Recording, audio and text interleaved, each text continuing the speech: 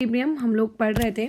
Last class में हम लोगों ने काफ़ी कुछ डिस्कस कर लिया है। केमिकल इक्विलिब्रियम का जो कहते हैं ना मेन बैकबोन, वो आप लोगों की प्रीवियस क्लास ही थी, जो कि हम लोगों ने आधे से ज़्यादा समाप्त कर दी है। अब देखो हमारे पास बचता क्या है। हमारे पास जो टॉपिक बचता है वो न्यूमेरिकल पार्ट है, और जो केमिकल इक्विलिब्रियम ने हमने हमने पिछली क्लास में पढ़ा, उस केमिकल इक्विलिब्रियम से रिलेटेड कुछ छोटे छोटे डेरिवेशंस। वैसे तो मैं यूजुअली उन डेरिवेशंस को याद नहीं रखती, ठीक है, मैं पढ़ा ज़रूर दूंगी, बट उन डेरिवेशंस को मैं पर्सनली याद नहीं रखती। उसका देखो सिंपली एक ही रीज़न है। आप जब फाइनल एग्ज़ाम में बैठते हो, ठीक है, 2 साल बाद फिज़िक्स का प्रेशर होता है, ठीक है, क्योंकि फिज़िक्स का लेवल बहुत टफ रहता है, मैथ्स का प्रेशर होता है। उसमें जो आपके पास एक अच्छा टॉपिक है जो आपकी रैंक को बूस्ट करता है या फिर जो आपको मार्क्स स्कोर करके देता है, वो केमिस्ट्री होता है।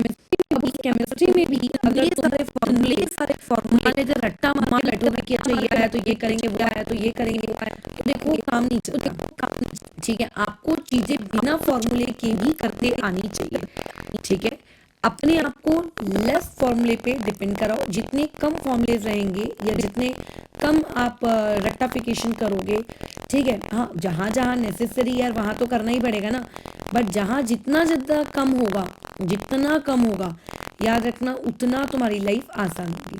ठीक है, जहाँ पे एकदम मस्ट है कि यहाँ तो करना ही पड़ेगा, इसके बिना तो आगे गाड़ी बढ़ ही नहीं सकती, तो देखो वहाँ करना पड़ेगा। बट जहाँ पे फॉर्मूले की नीड ही नहीं है, क्यों ज़बरदस्ती के अपनी लाइफ को फालतू के मगजमारी करना उसमें। ठीक है, महाराष्ट्रियन वर्ड महाराष्ट्र, ये है, क्यों उसमें आप अपना ज़्यादा दिमाग खर्च कर रहे हो, कोई नीड नहीं है, जस्ट स्किप इट। जो चीज़ आप बिना फॉर्मूले बिना फालतू के एक्स्ट्रा रेक्टिफिकेशन के भी आप कर सकते हो। तो हमने लास्ट क्लास में रिलेशनशिप देख लिया था। मैंने उसमें तुम्हें एक ट्रेडिशनल मेथड भी बताया था, जिसमें आप कायदे से, जो मैंने ये भी बताया ऑनेस्टली कि जब मैं 11th में थी तो मैं काफ़ी टाइम तक ट्रेडिशनल मेथड यूज़ करती थी कि पहले मैं जो गिवन डेटा दिया है उसके हिसाब से मोल्स निकालूंगी, फिर डिवाइड बाय वॉल्यूम करके कंसंट्रेशन में जाऊंगी, फिर मोल फ्रैक्शन का काम करूंगी, मतलब इस तरीके से फिर पूरे इक्विलिब्रियम की रिएक्शन लिखूंगी, और फिर उस इक्विलिब्रियम की रिएक्शन के अकॉर्डिंग हम उसमें मैं वैल्यू पुट करूँगी, और फिर ये वो फलाना ढिमका कर कुरा कर मैं अपना आंसर लाऊंगी। लेकिन एक ट्रेडिशनल मेथड को छोड़ो तो आपके पास लॉजिकल कंसेप्ट है। आपके लिए सबसे आसान क्या होता है, के एन निकालना या तो के सी निकालना, वो आप निकाल लो। के एन और के सी निकाल लेने के बाद उनके बीच के जो इंटर कन्वर्जन्स वाले फॉर्मूलेज हैं आप उसको यूज़ करो। सिंपल सी सोबर सी कहानी। ठीक है, लास्ट क्लास में आपको ये सिखाया गया था कि अगर आप लोगों के पास मान लेते हैं कुछ रिएक्शंस दी हैं, तो हर रिएक्शन पे आप हर इक्विलिब्रियम कांस्टेंट को यूज़ नहीं कर सकते।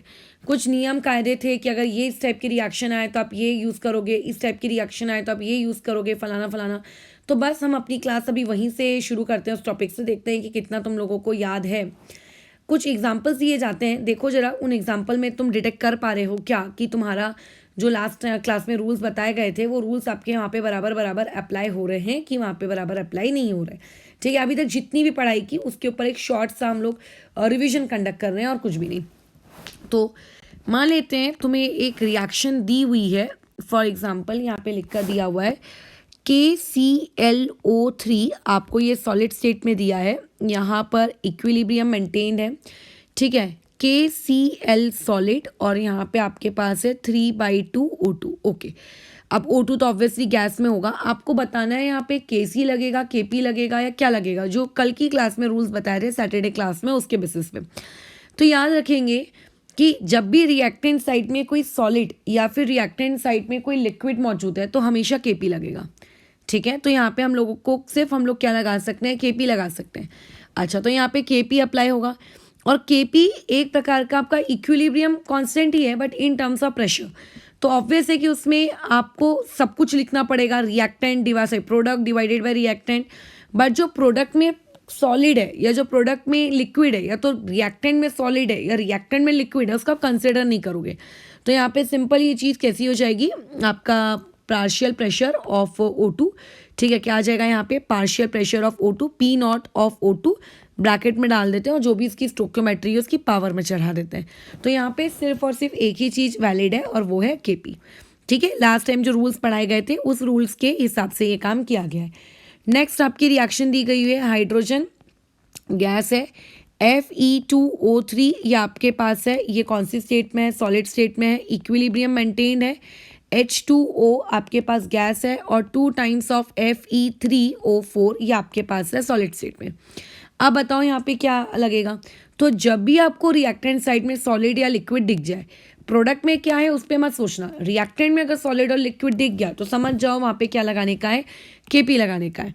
ठीक है, केपी लगाने का है। अच्छा, तो केपी लगाते हैं। केपी में क्या होगा, प्रोडक्ट में दो चीज़ें हैं, एक H2O भी है और एक Fe3O4 भी है, बट आप कंसिडर सिर्फ किसको करोगे, H2O को, क्योंकि आपका जो Fe3O4 है वो एक सॉलिड है और सॉलिड के लिए एक्टिव मासेस क्या हो जाते हैं, लिक्विड्स के लिए एक्टिव मासेस क्या हो जाते हैं, हम लोग यूनिटी कंसिडर करते हैं, यूनिटी यानी कि 1। तो पार्शियल प्रेशर ऑफ H2O, कोई स्टोकियोमेट्री का झंझट नहीं है, अपॉन में पार्शियल प्रेशर ऑफ हाइड्रोजन, खत्म हो गई इसकी कहानी। ठीक है। अच्छा, तो केपी केसी कब लगाना है, ये एक रिएक्शन को देखकर आपको आइडेंटिफाई करते आना चाहिए। फॉर एग्जांपल एक रिएक्शन ये दी हुई है, H2 गैस प्लस आपके पास I2 गैस और यहाँ पे आपको दिया हुआ है 2 टाइम्स ऑफ HI। ठीक है, ये आपके पास गैस। अब कोई तुमसे पूछेगा कि बताओ यहाँ क्या लगाना है, सभी कुछ यहाँ पे गैस में है, तो जब सब कुछ गैस में होता है तो तुम यहाँ पे केपी भी लगा सकते हो। ठीक है, यहाँ पे तुम केसी भी लगा सकते हो, यहाँ पे तुम केएन भी लगा सकते हो, यहाँ पे तुम केएक्स भी लगा सकते हो, खत्म हो गई कहानी। अब लेकिन the most important part of this is, आप यहाँ पे इसका डेल्टा NG कैलकुलेट करो। तो प्रोडक्ट में आपको जो गैस वाला स्पीशीज दिख रहा है उसकी स्टोकियोमेट्री कितनी है, गैस वाली की स्टोकियोमेट्री 2 है, बीच में माइनस साइन। आपको जो रिएक्टेंट दिख रहा है, रिएक्टेंट में गैस वालों की स्टोकियोमेट्री कितनी है, H2 की 1, I2 की 1, तो 1 और 1 कितना हो गया, 2। तो ओवरऑल डेल्टा NG की वैल्यू कितनी आई, 0। तो जब जब डेल्टा NG 0 होता है तो किसी भी रिएक्शन का आप केपी लिखो, केसी लिखो या केएन लिख का एक्सप्रेशन लिखो या केएक्स का एक्सप्रेशन लिखो, सारे सब कुछ क्या आते हैं, सेम आते हैं। So this is done. अच्छा, उसके बाद आ जाते हैं हम लोग फोर्थ पार्ट में। फोर्थ पार्ट क्या है, आपके पास N2 है, गैस है, प्लस यहाँ पे 3H2 है, गैस है, एरो में आपके पास आ गया 2 टाइम्स ऑफ NH3। अब यहाँ पे क्या होगा, यहाँ पे चेकआउट करो, क्योंकि यहाँ पे सब कुछ गैस में है तो यहाँ पे आप केपी भी लगा सकते हो, केसी भी लगा सकते हो, केएन भी लगा सकते हो, केएक्स भी लगा सकते हो, लेकिन यहाँ पे अब आप लोगों का जो डेल्टा NG है वो delta NG not equal to 0 है। तो अगर delta NG not equal to 0 है तो आप ये तो नहीं कह सकते कि केपी, केसी, केएन, केएक्स नहीं लगेगा, लगेगा बट सबकी वैल्यू सेम आएगी, ऐसा नहीं होगा। ठीक है, सबकी वैल्यू सेम आएगी, ऐसा नहीं होगा। So this will be our answer. Fifth वाले पार्ट में आ जाओ, कैल्शियम कार्बाइड दिया है। ठीक है, कैल्शियम कार्बाइड, ये रिएक्शन थोड़ी सी अपने दिमाग में याद रखना, जब हमने मोल कंसेप्ट पढ़ा था तो सेम कैल्शियम कार्बाइड का इससे पहले भी हमारे साथ वास्ता पड़ा है। कैल्शियम कार्बाइड में अगर पानी डालोगे तो क्या बनेगा, कैल्शियम कार्बाइड में अगर पानी डालोगे तो कैल्शियम हाइड्रोक्साइड बनेगा प्लस एसिटिलीन गैस निकलेगी वहाँ। और अगर कैल्शियम कार्बाइड में अगर आपने O2 को ऐड किया तो O2 को ऐड करने से वहाँ पे कैल्शियम कार्बोनेट बनेगा और वहाँ पे कौन सी वाली गैस निकलेगी, CO2। हाँ, अब लेकिन यहाँ पे जो CO2 है गैस के फॉर्म में नहीं, लिक्विड के फॉर्म में मिलता है आपको। यहाँ पे कौन से फॉर्म में मिलता है, लिक्विड, और कैल्शियम कार्बाइड खुद सॉलिड फॉर्म में होता है। तो देखो रिएक्टेंट में आपको क्या दिख गया है, रिएक्टेंट में आपको सॉलिड दिख गया है, यानी कि इसमें क्या लगेगा, यहाँ पे आप लोगों का केपी लगेगा। और केपी तो लगेगा लेकिन प्रोडक्ट में तो सॉलिड और लिक्विड दोनों ही है, तो क्या करें, 1 ले लो। अच्छा, रिएक्टेंट में क्या है, रिएक्टेंट में तो O2 है, अच्छा बैलेंसिंग रह गई थी, इसको 5 कर देते तो बैलेंसिंग हो जाएगी। तो यहाँ पे आ जाएगा पार्शियल प्रेशर ऑफ O2 और उसकी पावर में कितना, 5। ठीक है, this will be your answer. तो अच्छा, अब ये जो एक रिएक्शन मैं लिख के दे रही हूँ एस्टरिफिकेशन रिएक्शन की, ये एस्टरिफिकेशन की रिएक्शन पे मुझे श्रेयन ने भी कुछ एक डाउट पूछा था, मतलब श्रेयन का डाउट एग्जैक्टली एस्टरिफिकेशन रिएक्शन का नहीं था उसने, लेकिन अभी जो मैं बताने वाली हूँ इसी चीज़ से लेके कुछ पूछा था, तो उसका भी मैसेज एक बार रीड कर लेंगे। एक बार पहले ये एग्जाम्पल देख लेते हैं और कि वो क्या पूछा है और क्या नहीं। अब देखो यहाँ पर गलती कहाँ होती है, यहाँ पे लोग इसका इनकरेक्ट वे में लिखते हैं, क्योंकि ऐसा आपको सिखाया गया है कि जहाँ पे भी आपको लिक्विड दिखे इग्नोर करो, तो मज़े से हम लोग लिख देते हैं कि केपी और KC whatever you want to write for that. अच्छा, केपी नहीं लिख सकते क्योंकि सबकी अगर स्टेट लिक्विड है तो लिक्विड्स के लिए तो केपी इज़ नॉट अलाउड ना। केसी फॉर एग्जांपल मैंने इसका केसी लिख दिया, तो अगर मैं इसका केसी लिख रही हूँ तो लोग इसका केसी उठा के लिख देते हैं 1 सीधा, ये इनकरेक्ट है। क्यों बोलोगे कि अच्छा मैडम आपने तो कहा था कि लिक्विड हो, तो अरे उसमें मैं क्या भाषा का प्रयोग करूँ, लिक्विड, प्योर लिक्विड अगर आपके पास कोई है, ठीक है, तो आप उसका एक्टिव मास 1 लोगे, यहाँ पे इनका एक्टिव मास 1 नहीं होगा। क्यों नहीं होगा? क्योंकि ये ऑलरेडी एक आपके नॉन एक्वस सॉल्वेंट्स है। हाँ, ये इनका नहीं होगा। हमने क्या बोला था? प्योर सॉलिड या कोई प्योर लिक्विड रहा तो अदरवाइज नहीं। ठीक है, अदरवाइज नहीं। ठीक है, ये तो ऑलरेडी लिक्विड फॉर्म में ही है, इनको नहीं, बिल्कुल नहीं। अब यहाँ पे इनका जब आप केसी लिखोगे, अच्छा, तो इसका जो करेक्ट तरीका है वो ये है, केसी इक्वल्स टू आपका कंसंट्रेशन, ये जो भी आपका ईस्टर बना है। अच्छा, उसके बाद यहाँ पर हम लोग लिख देते हैं कंसंट्रेशन एसिड की, और यहाँ पे लिख देते हैं कंसंट्रेशन अल्कोहल की। ये होती है दूसरी गलती। क्यों? हो सकता है एक इंसान से पहली गलती ना हो, दूसरी गलती वो ये कर दे। तो फिर इसका करेक्ट तरीका क्या है? इसका करेक्ट तरीका क्या लिखने का? इसका करेक्ट तरीका देखो, ये है। करेक्ट तरीका कहता है your KC will be concentration of ester, ठीक है, multiply the concentration of water upon में कंसंट्रेशन ऑफ एसिड और अपॉन में कंसंट्रेशन ऑफ अल्कोहल। अब किसी को ये इस बात को लेकर तकलीफ होगी कि आपने कंसंट्रेशन ऑफ वाटर वहाँ पे 1 क्यों नहीं सेट किया। तो जिस दिन ये रूल्स पढ़ाए गए थे ना, उसी दिन बालक को ये भी बताया गया था कि अगर H2O किसी रिएक्शन में प्रोड्यूस हो रहा है तो आप उसको एज अ प्योर लिक्विड नहीं मानोगे, क्योंकि उस रिएक्शन में वो प्रोड्यूस हुआ है। आपने उसको एज अ रिएक्शन में डाला नहीं है, वो वहाँ से पैदा होकर वहाँ से निकल कर आया है। So therefore you can't take its stoichiometry as what 1। अब देख लेते हैं श्रेयन ने क्या डाउट भेजा है। देखो, उससे यही डाउट भेजा है सैटरडे को। आप कहे कि अगर H2O लेफ्ट में है तो उसका एक्टिव मास 1, ओके, बट अगर राइट में है तो एक्टिव मास कैलकुलेट करना होगा, but the reaction in the photo is same. So what now is the reaction means the same thing. पता नहीं क्या तो लिख रहा है, देखना पड़ेगी इसकी फोटो। एक फोटो में NaOH आयन प्लस H2O, अच्छा कंसनट्रेटेड है, सॉरी मैं अपनी हैंड राइटिंग रीड नहीं कर पा रही हूँ। तो एक्टिव मास 1 है, और उसके बाद H2O में डाइल्यूट कंसनट्रेटेड एक्टिव। हाँ श्रेयन, रिएक्शन दोनों की सेम ही है, बट रिएक्शन का डायरेक्शन बदल चुका है ना। तो अगर किसी रिएक्शन में आप पानी को क्या कर रहे हो, प्रोड्यूस कर रहे हो, ठीक है, और या किसी रिएक्शन में आप पानी को यूज़ कर रहे हो, both are the different things. ठीक है, दोनों कैसी अलग अलग चीज़ें हो सकती हैं। एक मिनट, ठीक है, दोनों अलग अलग चीज़ें हो सकती हैं। वो है एक ही रिएक्शन, बस उसको उल्टा कर दिया गया, तो उल्टा कर देने की वजह से दोनों में फ़र्क पड़ता है। ओके, चलो अब आगे इसको कंटिन्यू करते हैं। पहले तो हम लोग क्या है और बाकी बातचीत में अब हम लोग करते हैं यूनिट्स के बारे में। बाकी बातचीत हम किसके बारे में करते हैं? अभी यूनिट्स के बारे में करते हैं। तो थोड़ा सा यूनिट्स को हम लोग देख लेते हैं कि यूनिट्स क्या हैं आप लोगों के पास। तो सबसे पहला आपको यहाँ पे यूनिट्स, SI यूनिट्स की बात कर रही हूँ, SI यूनिट्स पूछी जाती हैं।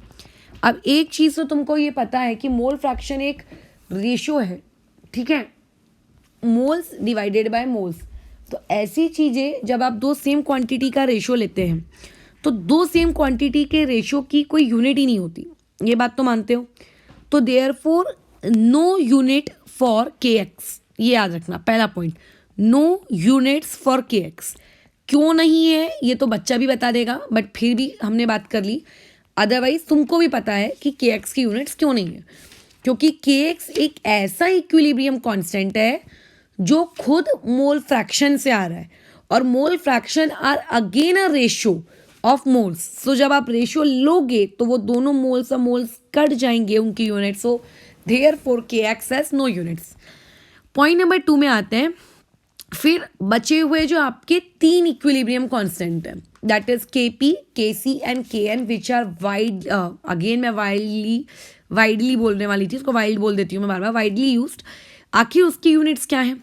तो देखिए, KC represent the concentration. So therefore वो भी कंसंट्रेशन स्पेसिफिकली कौन सी वाली? मोलैरिटी वाली। तो जो KC की यूनिट्स होनी चाहिए, ठीक है, KC की जो यूनिट्स होनी चाहिए, तुम्हें ही लगता है उससे मोलैरिटी की कुछ आपको बू आनी चाहिए, कुछ मोलैरिटी उस यूनिट्स को देखकर आपको लगना चाहिए ओ ज़रूर मतलब KC में मोलैरिटी का यूज़ हुआ है। तो क्योंकि हम लोग KC का मतलब हमारी मोलैरिटी होती है, तो KC में भी हम लोग उसकी जब यूनिट्स लिखेंगे तो मोलैरिटी का टच आना चाहिए।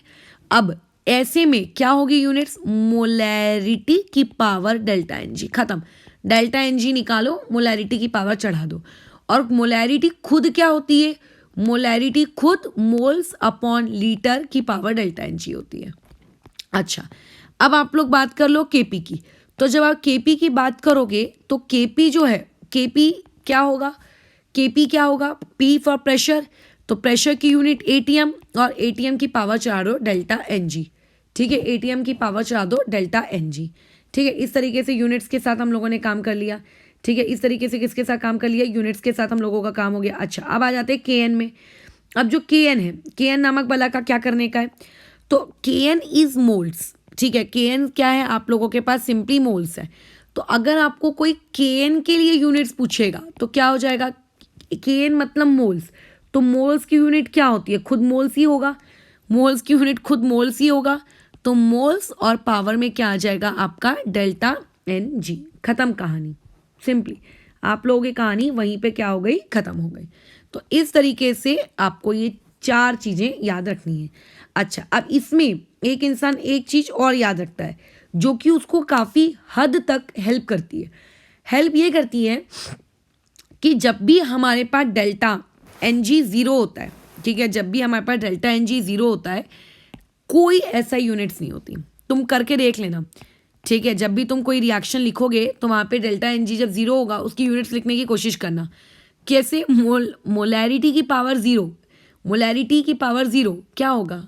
इंडाइसिस के नियम के अकॉर्डिंग 1, और 1 क्या है? कोई यूनिट है क्या? कुछ भी नहीं है। So whenever delta N G is equal to zero there are no units. तो कई बार क्वेश्चन में आ सकता है कि आपको मान लेते कोई एक ऐसी रिएक्शन दे दी गई और उस पर्टिकुलर रिएक्शन का उसने आपसे ऐसा यूनिट पूछ लिया। अब ऐसे में सबसे पहले ये चेक करना कि उसका कहीं डेल्टा एन जी बराबर ज़ीरो तो नहीं है, क्योंकि अगर उसका डेल्टा एन जी बराबर ज़ीरो होगा तो उसकी यूनिट देखने का कोई मतलब ही नहीं है। जब यूनिट ही नहीं एग्जिस्ट करती तो यूनिट देख के क्या करोगे? है ना। चलो अब कुछ क्वेश्चंस करते हैं। अभी इस वीडियो में भी मैं कुछ क्वेश्चंस लेती हूँ। वैसे बाय द वे ये क्वेश्चंस नहीं है, ये केसेस है। ठीक है, क्वेश्चंस नहीं है, केसेस है। But I highly don't recommend to memorize this formulas, because चाहे आप कितने भी बड़े रट्टू तोता हो, एट द एंड जब आप एग्जाम देने अपीयर होगे आपके दिमाग में खिचड़ी मच जाती है। If you are very very very good in doing रट्टाफिकेशन, then the formulas which we are going to derive now you can learn them. but मेरे अकॉर्डिंग अगर मैं तुम्हारी जगह जब थी या जगह अगर होती, so I would have never done this. मैंने कभी ये काम नहीं किया होता। ठीक है, मैंने इस चीज़ को स्किप किया था। Skip in the sense I know, मुझे पता था, I knew all that already कि how to derive that formulas. मुझे अच्छे से पता था कि फॉर्मूलाज कैसे डिराइव करने हैं। मेरे पास ऐसी सिचुएशन थी कि अगर पेपर में सवाल आएगा मैं 2 मिनट ज़्यादा स्पेंड करूँगी, फॉर्मूला या कैलकुलेशन अपने हाथों से करूँगी और सही आंसर मैं निकालूंगी। I am not going for any formulas and all, क्योंकि अगर मुझे पेपर में फॉर्मूला याद नहीं आया, मेरे को कह सकते हो खुद पे मेरे को एक मिस्ट्रस्ट भी था। मिस्ट्रस्ट होने का सबसे बड़ा रीज़न ये है कि फिजिक्स का प्रेशर, कि मैं फिजिक्स के फॉर्मूलेज या फिजिक्स के कंसेप्ट ज़्यादा अच्छे से याद रखूँ कि केमिस्ट्री के, क्योंकि केमिस्ट्री में अगर मान लेते मैं फॉर्मूला भूल भी गई तो मेरा कंसेप्ट इतना स्ट्रॉन्ग है कि मैं खुद वो चीज़ तुरंत पेपर में फटाफट डिराइव भी कर लूँगी। सो देयरफॉर, बट अगर तुम अभी से तुम्हारे पास बहुत टाइम है और अगर तुम एकदम वो रोज़ अगर आप हनुमान चालीसा भी अगर पढ़ो तो आपको रट जाती है, तो वैसे ही अगर फॉर्मूलेज भी अगर तुम रोज़ पढ़ो तो तुम्हें रट जाएगी, उसमें कोई बड़ी टास्क नहीं है। लेकिन अगर मान लेते केस ऐसा है कि तुम सिर्फ फॉर्मूले पे भी डिपेंड करते हो कि मैं फॉर्मूला रट लेता हूँ, पेपर में वैल्यू पुट करूँगा, आंसर निकालूंगा, तो they are not just a formula. Paper में मैक्सिमम प्रोबेबिलिटी होती है फॉर्मूला भूलने की, मैक्सिमम। ठीक है, मैं लाइंस प्लेन्स का जो चैप्टर है उसमें वो क्वेश्चन कैसे सॉल्व करते हैं प्लेन्स वाले चैप्टर का, मैं पेपर के दिन भूल गई थी। पेपर के दिन आया था पेपर प्लेन्स वाले चैप्टर से एक सवाल, मैं भूल गई थी कैसे सॉल्व करते हैं, पूरी ब्लैंक, पूरा ब्लैंक। ठीक है, लॉजिक में जो एक रहता है, अभी तुम लोग पढ़ोगे लॉजिक चैप्टर, लॉजिक का एक सवाल आया था कि स्टेटमेंट टोटोलॉजी है, कॉन्ट्रडिक्शन पता नहीं क्या तो था, मैं वो भूल गई थी कि अरे टोटोलॉजी किसको कहते हैं कि कॉन्ट्रडिक्शन इसको कहते हैं, क्या है। हाँ, जो लॉजिक के रूल्स होते हैं, नेगेशिएशन ऑफ पी और क्यू, वो सब पूरी आइडेंटिटीज़ में भूल गई थी। तो बात ऐसी रहती है कि आप कोशिश करो कि चीज़ों को ज़्यादा से ज़्यादा खुद कर सको। It will hardly take 2 minutes, but it will never give you negative marking. गलत फॉर्मूला अप्लाई करोगे गड़बड़ में पड़ जाओगे। हाँ, अगर दोनों साथ साथ में काम चला सकते हो, क्या मेरे को याद है, मैं उसमें श्योर हूँ, तो करो, मेरा कुछ नहीं जाता है। ठीक है, सो चलो हम लोग केसेस यूज़ करते हैं। मैं फ़िलहाल अभी आपके सामने कुछ ऐसी रिएक्शंस लिखने जा रही हूँ जिन रिएक्शंस में डेल्टा एन जी बराबर ज़ीरो होता है, ठीक है, उनमें डेल्टा एन जी बराबर ज़ीरो होता है, और उनका मैं तुम्हें ट्रेडिशनल मेथड से के सी और उनका ट्रेडिशनल मेथड से के पी और उनका ट्रेडिशनल मेथड से के एन लिख कर दिखाऊंगी, ठीक है। और एक बार जो हम लोग इंटर कन्वर्जन वाला काम करते हैं उससे भी लिख कर दिखाऊंगी, इस चीज़ को साबित करने के लिए कि आप चाहे कोई भी तरीका यूज़ करो, formula will remain the same. बात भेजे में जा रही है। लेकिन उसके बाद जो केस नंबर 2 रहेगा कि अगर डेल्टा एन जी ज़ीरो नहीं हुआ तो दो केसेस हो सकते हैं, या तो ग्रेटर देन ज़ीरो होगा या तो वो लेस देन ज़ीरो होगा, ठीक है। उनके फॉर्मूले आप घर पे बैठ के डिराइव करते बैठना, जिसका कोई मतलब नहीं, अगेन मैं बता रही हूँ कोई मतलब नहीं है। उसके जो रिजल्ट्स हैं, रिजल्ट्स, उन रिजल्ट्स को हम लोग फाइनली याद रखेंगे, ठीक है। Delta N G equal to zero आपको इसीलिए प्रूव करके दिखाया जा रहा है, रीज़न कि आपको पहले तो पता चल जाएगा, चाहे ट्रेडिशनल मेथड से निकालो या इंटर कन्वर्जन से करके निकालो, आंसर सेम आता है।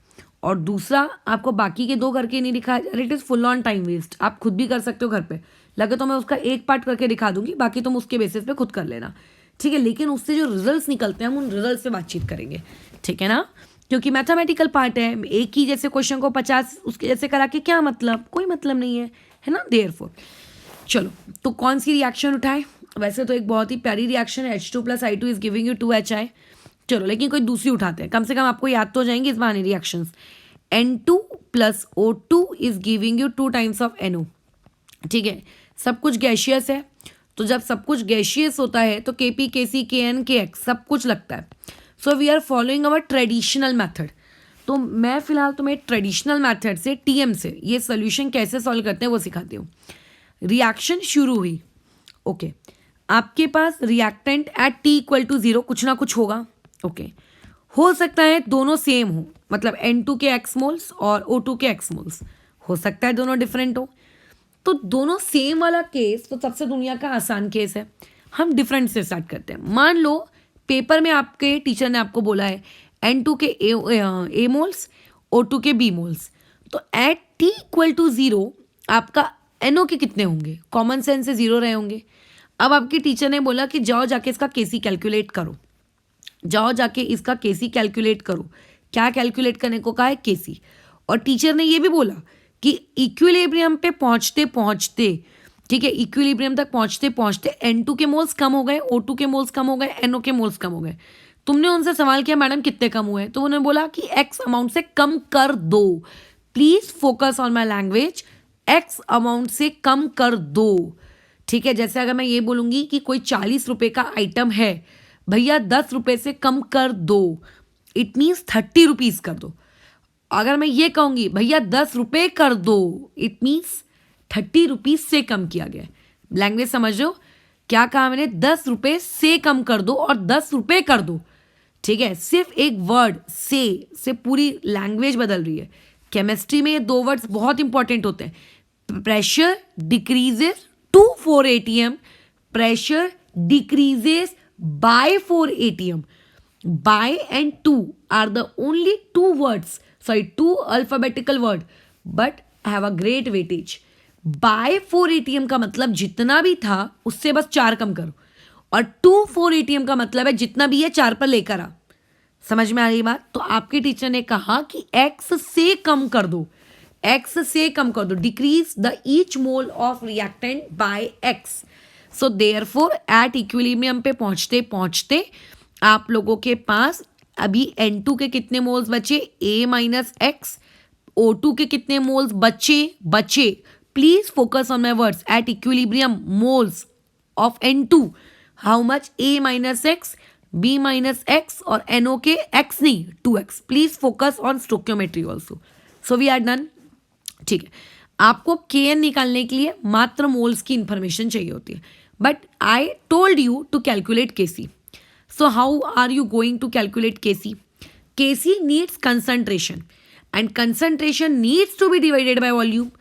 पेपर में वॉल्यूम अगर 2 लीटर दिया तो 2 से डिवाइड कर दो। लेट्स से मेरे को पेपर में उसने वॉल्यूम नहीं दिया, so I need to divide it by a certain volume V. तो A - X by V, B - X by V, and here it will be 2X by V. So we are done, हमारे पास 3 चीज़ें आ गई। बस अभी रुक जाओ, आगे मोल फ्रैक्शन निकालेंगे, ये करेंगे वो करेंगे, बात करने का। अभी फिलहाल अभी अपना आगे का काम कर लेते हैं। क्या चाहिए मुझे इस रिएक्शन का? केसी चाहिए। तो पहले इस रिएक्शन का के इक्विलिब्रियम लिखो। बोलो इस रिएक्शन का के इक्विलिब्रियम क्या होगा? के इक्विलिब्रियम विल बी NO और उसके ऊपर में ये स्क्वायर अपॉन में कितना आ जाएगा N2 और यहाँ पे O2 का एक्टिव मास। एम आई राइट? ओके। अभी आपको एक्चुअल में क्या लिखने का है? आपको एक्चुअल में KC लिखना है। तो KC में आप क्या लिखोगे? NO की जो भी कंसंट्रेशन है उसका स्क्वायर कर दीजिए। तो मैं बोलूँगी 2x/v है, तुम बोलोगे कर दो स्क्वायर, 2x/v का स्क्वायर। N2 की जितनी भी कंसंट्रेशन है, तो N2 की कितनी कंसंट्रेशन है? A minus x/v, B minus x/v। Now simple mathematics, no higher logics. जो कैंसिल होता है उसे कैंसिल आउट करो, तो answer will be 4x square, A minus X and B minus X. अब इसमें होता क्या है, कई लोग इसको ऐसा रटवाते हैं कि पहले तो जब भी एक रिएक्शन आए आप उसका डेल्टा Ng देख लो कितना है। तुम बोलोगे भैया डेल्टा Ng है 0, तो बोलेंगे रट लो ये फॉर्मूला, ये KX का फॉर्मूला है, 4x square upon A minus x, B minus x. जहाँ पे A का मतलब है पहले रिएक्टेंट के मोल, B का मतलब है दूसरे रिएक्टेंट का मोल, X का मतलब है कितना गया, 2 कम हुआ, 3 कम हुआ, 4 कम हुआ, रट लो, आ गया आपका KC। Is it hard? Obviously not, it is not at all hard, but is it worthful? ये सोचो, क्या ये वर्थफुल है? क्या ये चीज़ आप पेपर में डिराइव नहीं कर सकते? क्या अगर A और B की जगह 5 और 3 मोल्स आ जाते तो क्या अब इस कंक्लूजन तक आप खुद नहीं पहुंच सकते? So what's the need of memorizing the formula? So therefore मैं कही थी जस्ट इग्नोर देम। ठीक है, ट्रेडिशनल मेथड से मैंने KC निकाली है, so please don't memorize the formulas. Paper में जो भी मोल्स दिए जाए उन मोल्स की वैल्यू पुट करो, ट्रेडिशनल मेथड को फॉलो करो, या फिर आप उसमें से किसी एक को निकाल लो और इंटर कन्वर्जन्स को यूज़ करो, but please don't memorize formulas according to मी।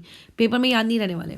ठीक है, 1 मिनट बचा के कुछ बहान नहीं उखाड़ लोगे, उसके बदले 1 मिनट में कोई दूसरी अच्छी लॉजिक सीख लेना जिसको 1 मिनट की ज़रूरत भी होगी शायद, और ज़बरदस्ती इसमें टाइम वेस्ट मत करना। ये मेरा खुद का पर्सनल एक्सपीरियंस है, कोई मतलब नहीं होता है। पेपर में आप थर्मोडाइनेमिक्स का जो छटाक भरी का फॉर्मूला होगा ना, P1/P2 आएगा कि V1/V2 आएगा कि V2/V1 आएगा, यही भूल जाते हैं। और ये मेरे साथ कम से कम 4 बार हो चुका है। इट डजंट मीन्स कि I am a poor student. ठीक है, कि मेरे को ये थर्मोडाइनेमिक्स का वर्क डन का एक फॉर्मूला याद नहीं था पेपर में, या लॉजिक में कॉन्ट्राडिक्शन याद नहीं रह रहा था, वो होता है। ठीक है, प्रेशर बहुत ज़्यादा रहता है, कई लोगों को याद रह भी जाता है, कई लोगों को नहीं भी रहता है। तो अपनी अपनी कैपेबिलिटीज़ के अकॉर्डिंग काम सोच के करना। ठीक है, और ऑब्वियसली जैसे जैसे अपने आप को चैलेंज करोगे धीरे धीरे इंप्रूवमेंट होती है, अचानक से नहीं होती। ये KC आ गया। अच्छा, अब आ गए थे KP पे। So let us move toward a traditional तरीका। ट्रेडिशनल तरीके में आपको चाहिए होता है मोल फ्रैक्शन। मोल फ्रैक्शन के लिए आपको सबसे इंपॉर्टेंट चीज़ चाहिए होती है टोटल मोल्स। अब वो जो टोटल मोल्स है वो इनिशियल के नहीं निकाले जाते हैं, ये याद रखना। टोटल मोल्स इक्विलिब्रियम के निकाले जाते हैं। तो इक्विलिब्रियम पे टोटल मोल्स आपके इन सभी के एडिशंस होंगे, बराबर है, ये इन सभी के एडिशंस होंगे। So total moles at equilibrium will be A + B। अब अगर किसी ने तुमसे मोल फ्रैक्शन कैलकुलेट करने को कहा कि कैलकुलेट करिए मोल फ्रैक्शन, तो पहले अपन मोल फ्रैक्शन कैलकुलेट कर लेते हैं। क्या हो जाएगा बताओ? A माइनस एक्स उसके खुद के moles divide by total moles यानी कि A + B, B minus x उसके खुद के moles divide by A + B, और 2x अपॉन में कितना आ जाएगा? A + B। अच्छा, मेरे हिसाब से समझ में आ रही होगी बात, ये मोल फ्रैक्शन आ गया। उसके बाद अब हमें क्या करना है? हमें तो उसका पार्शियल प्रेशर निकालना है, P0। तो P0 कैसे निकालेंगे? उसका जो भी मोल फ्रैक्शन आया A minus X upon A + B into में टोटल प्रेशर PT। यहाँ पे उसका जो भी मोल फ्रैक्शन आया B minus X upon A + B, यहाँ पे टोटल प्रेशर PT।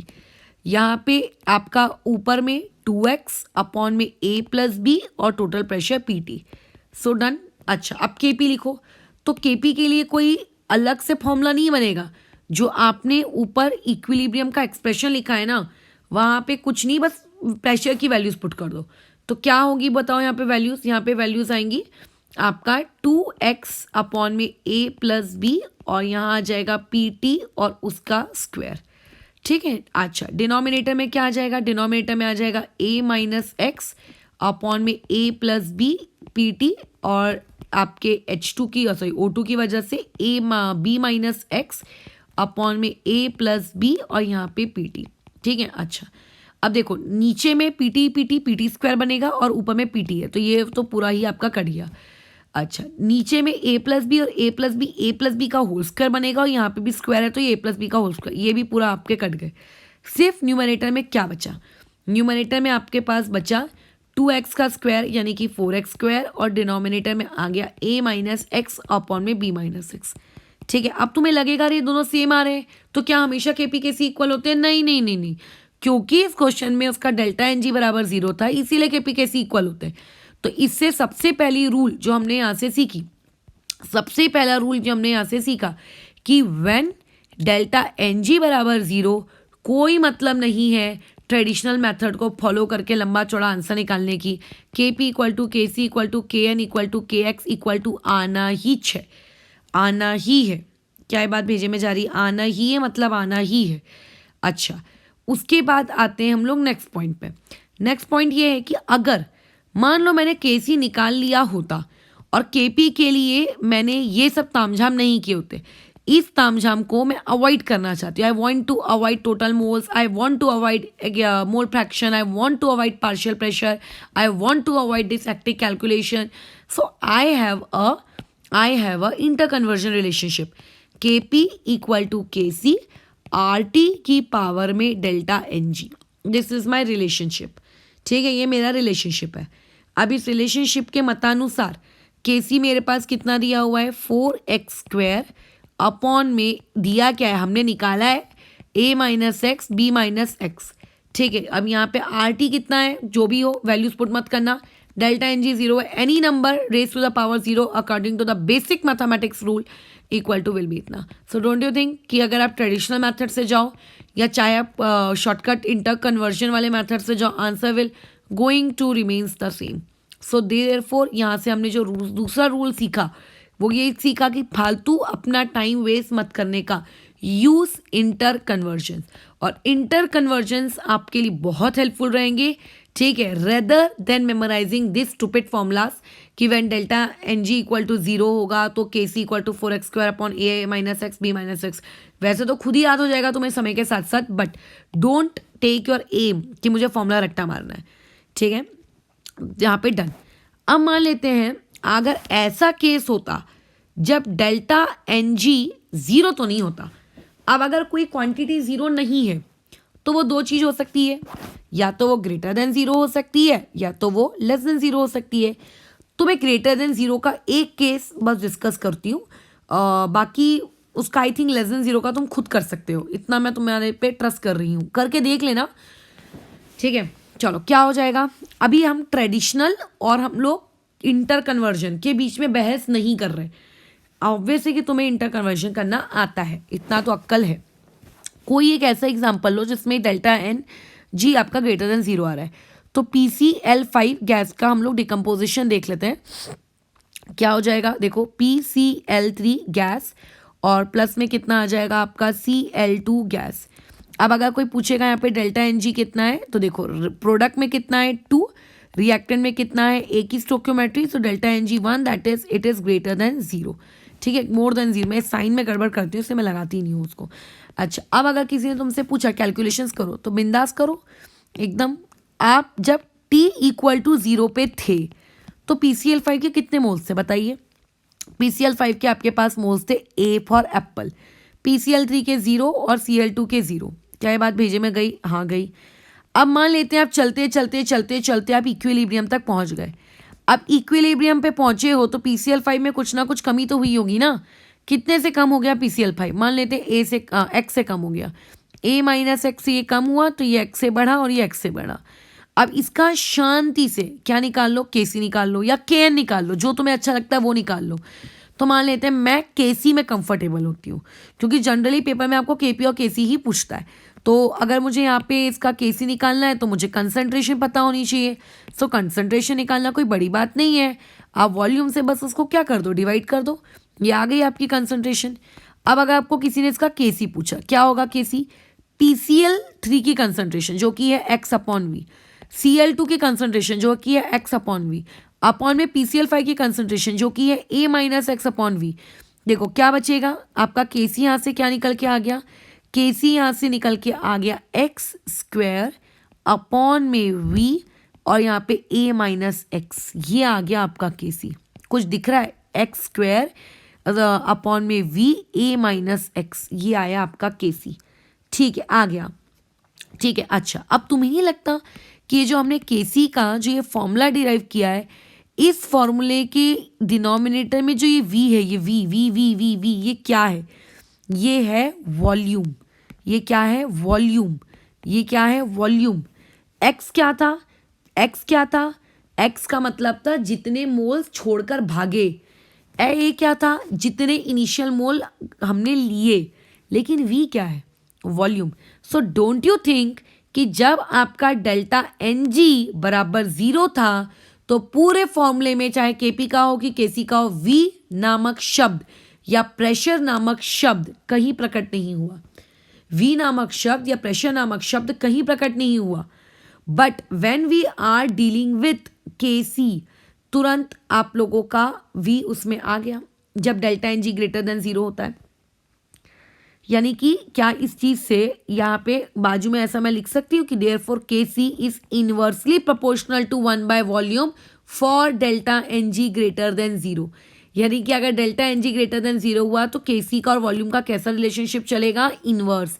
ये काफ़ी इंपॉर्टेंट डिराइव लॉजिक है। इसके बेसिस पे हम लोग ली चार्टिलियर के सवाल एकदम धाए धाए बनाएंगे, बहुत जल्दी जल्दी हो जाएंगे, ज़्यादा कोई मगजमारी इसमें करने की नीड नहीं पड़ेगी। डन। अच्छा, एक काम करो, जरा केपी भी निकाल लो। केपी को भी लगे हाथ बैठो और कैलकुलेट ही कर लो। केपी को भी कैलकुलेट करते हैं। अच्छा, वैसे इसमें केपी को कैलकुलेट करने से पहले एक बहुत इंपॉर्टेंट पार्ट, वो इंपॉर्टेंट पार्ट क्या है? इंपॉर्टेंट पार्ट ये है कि लेट अस अज्यूम दैट कि ये जो x है, x का मतलब क्या? मोल्स भाग गए। जो मोल्स आपके भाग गए, इससे प्रॉपर लैंग्वेज मुझे मिली नहीं। मोल्स भाग गए, हिंदी पर आप बेकार हो सकती है, मोल भाग गए। अगर मान लेते हैं ये भागने वाले मोल्स बहुत कम है, मतलब ज़्यादा मोल्स भाग नहीं पाए as compared to initial moles जितने थे। ठीक है, जैसे मान लेते हैं तुम्हारे बैंक बैलेंस में 10 करोड़ रुपए है, उसमें से 1 रुपये मैंने निकाल लिया। Does it matters to you? Obviously not. तो जो निकाले गए मोल्स हैं वो बहुत बहुत कम है इस बात की अपेक्षा कि आपने स्टार्टिंग में कितने लिए थे। So in that case you can say that कि a माइनस एक्स की जो क्वांटिटी होगी, मतलब जो डिनोमिनेटर में a माइनस एक्स है, ये a माइनस एक्स को आप अप्रॉक्सीमेटली आप a ले सकते हो। 10 करोड़ रुपए में से अगर मैंने 1 करोड़ माइनस भी कर दिया तो आप बोलोगे ना, हाँ लगभग मेरे बैंक अकाउंट में 10 करोड़ रुपए हैं, या फिर ये बोलोगे मेरे बैंक अकाउंट में 9 करोड़ ऐसा कुछ समथिंग रुपीज़ है। नहीं ना। तो सिमिलरली अगर a माइनस एक्स में से x बहुत कम है तो आप उसको जनरली क्या मान सकते हो? a मान सकते हो, अगर वो बहुत कम है तो। ठीक है, अच्छा, तो देयरफॉर ऐसे में आपका जो केसी है, KC into volume, don't you think X square के बराबर आ जाएगा? ये देखो ऊपर में एक्स स्क्वायर है। ठीक है, अच्छा, अब केसी ये तो एक कांस्टेंट है, तो क्या मैं ऐसा लिख सकती हूँ कि एक्स स्क्वायर आपका वी पे डायरेक्टली प्रोपोर्शनल है? और क्या मैं ऐसा लिख सकती हूँ कि X square is proportional to under root of V? Not X square, X is proportional to under root of V. Can I say that? तो आपका जब भी delta N G greater than 0 होता है तो delta N G greater than 0 के लिए जो केसी है वो वॉल्यूम के इन्वर्सली प्रोपोर्शनल होता है। जो केसी है वो वॉल्यूम के इन्वर्सली प्रोपोर्शनल होता है, परंतु जो एक्स है, एक्स का मतलब क्या? कितने मोल्स भाग गए, वो डायरेक्टली प्रोपोर्शनल होता है स्क्वायर रूट ऑफ वी के। जितना ज़्यादा वॉल्यूम होगा उतने ज़्यादा मोल्स उसके भागेंगे किस चीज़ को छोड़कर, या फिर आप कह सकते हो उतने मोल्स उसके रिएक्टेंट के डिसोशिएट हो जाएंगे प्रोडक्ट फॉर्मेशन के लिए। ये इंपॉर्टेंट कंक्लूजन है। ये इंपॉर्टेंट कंक्लूजन नहीं है कि डेल्टा एन जी अगर ग्रेटर देन 0 हुआ तो केसी का फॉर्मूला होगा एक्स स्क्वायर अपॉन में वी a माइनस एक्स। ये इंपॉर्टेंट कंक्लूजन नहीं, कंक्लूजन ये जो हमने पिंक कलर से लिखे हैं। ठीक है, ये हमारे इंपॉर्टेंट कंक्लूजन, यानी कि अगर आपने वॉल्यूम इंक्रीज किया, ये अगर आपने v फॉर वॉल्यूम इंक्रीज किया तो आपका x यानी कि डिसोशिएशन, ठीक है, रिएक्टेंट का डिसोशिएशन, ये डिसोशिएशन भी क्या हो जाएगा? इंक्रीज हो जाएगा। ठीक है, आई थिंक अब तुम केपी भी कैलकुलेट कर सकते हो, है ना? कर सकते हो। अच्छा, अब मेरे पास उतना वक्त नहीं है कि हम लोग केपी कैलकुलेट करें, केएन कैलकुलेट करें, तो मुझे कुछ चीज़ें पता है। तो मैं उन चीजों का चार्ट बना लेती हूँ। वैसे तुम कैलकुलेट कर लेना और Kn भी कैलकुलेट करना। Kn देखो इसमें क्या करना, Kp कैलकुलेट करना, ठीक है।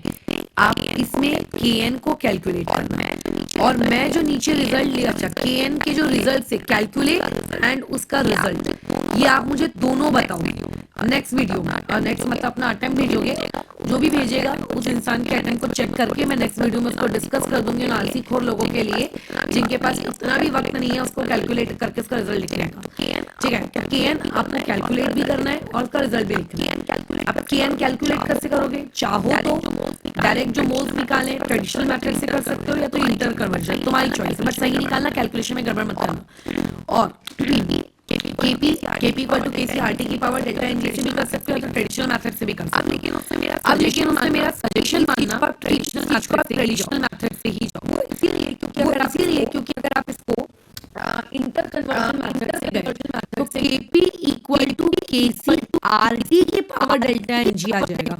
तो अगर आप ट्रेडिशनल मेथड से जाओगे तो आपको पता चलेगा कि how Kp depends on pressure. अगर आप ट्रेडिशनल मेथड से गए तो आपको पता चलेगा how Kp depends upon pressure. और अगर मान लेते हैं आप इंटर कन्वर्जन वाली मेथड से गए आईसी, तो इससे आपको ये पता चलेगा कि how Kp depends upon temperature, ठीक है। इसीलिए कोशिश करना कि दोनों ही कर लो, ठीक है। इसीलिए कोशिश करना दोनों ही कर लो, ठीक है। अच्छा ये तो अच्छा similarly for Kn also, Kn यानी कि वो किस पे करेगा डिपेंड। Kn का तो चलो अभी तक मैंने किया भी नहीं है, मैं ही कर देती हूँ। बताइए क्या हो जाएगा Kn।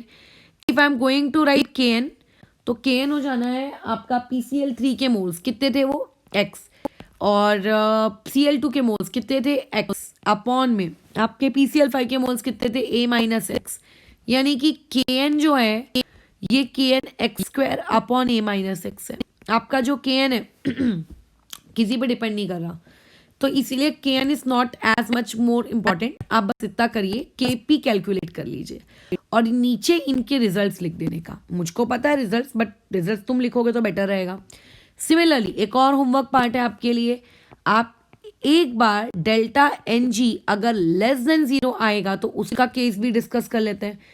Delta Ng less than 0 आएगा, उसकी रिएक्शन क्या होगी, N2 प्लस 3H2 इक्विलिब्रियम का साइन, और यहाँ पे आ गया 2NH3। तो यहाँ पे अगर मैं कैलकुलेट करूँ कि डेल्टा Ng कितना है, तो देखो रिएक्टेंट सॉरी प्रोडक्ट में 2 है, माइनस रिएक्टेंट में गैस की स्टोकियोमेट्री कितनी है 1 + 3, यानी कि डेल्टा Ng इज -2, ठीक है। इसका आप Kc कैलकुलेट करो और बताओ कि Kc किस तरीके से वॉल्यूम पे डिपेंड कर रहा है, अगर कर रहा है तो कितनी पावर पे डिपेंड कर रहा है ना, और अगर प्रेशर पे डिपेंड कर रहा है तो प्रेशर पे वो किस तरीके से डिपेंड कर रहा है। तो एक इनडायरेक्टली हमें क्या करना है, चार्ट बनाना है। चार्ट में हम पहले तो 3 चीज़ें लिखेंगे। आप लोगों का पहला कॉलम रहेगा हमारा इक्विलिब्रियम कांस्टेंट। अब इक्विलिब्रियम कांस्टेंट में हम सिर्फ 2 लोगों पे फोकस कर रहे हैं, एक फोकस कर रहे हैं हम लोग Kp पे और दूसरा फोकस कर रहे हैं हम लोग Kc पे। अब ये जो इक्विलिब्रियम कांस्टेंट है किस तरीके से आपके क्या कहते हैं वॉल्यूम पे डिपेंड करता है वो लिखना, ठीक है। अच्छा और रुको रुको रुको रुको रुको रुको Kp Kc ऐसा केस बना लेना। Kp आपका किस तरीके से वॉल्यूम पे डिपेंड करेगा, अगर डेल्टा n इक्वल टू 0 है, अगर डेल्टा n उसमें ग्रेटर देन 0 है, और उसमें किस तरीके से अगर डेल्टा n आपका लेस देन 0 है, किस तरीके से वॉल्यूम पे डिपेंड करेगा और किस तरीके से वो प्रेशर पे डिपेंड करेगा। अच्छा प्रेशर पे, अच्छा वॉल्यूम कहाँ से आ गया यार, इसमें तो प्रेशर ही आना चाहिए था, 2 मिनट। हाँ प्रेशर पे किस तरीके से डिपेंड करेगा ये बता देना।